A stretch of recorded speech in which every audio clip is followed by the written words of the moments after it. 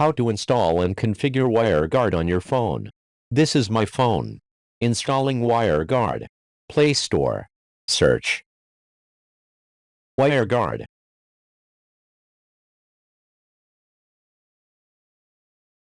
WireGuard. Install.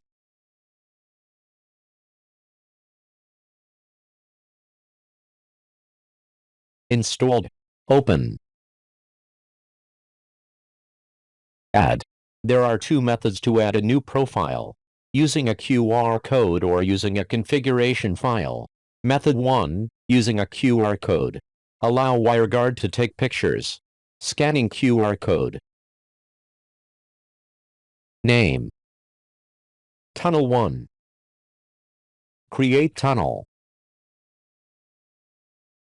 Tunnel 1. Connect. OK.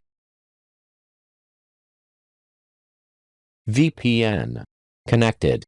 Details.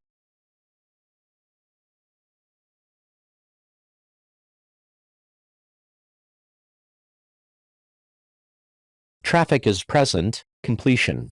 Method 2. Add. Import from config file. Browse to configuration file. Configuration file. Test. Connect.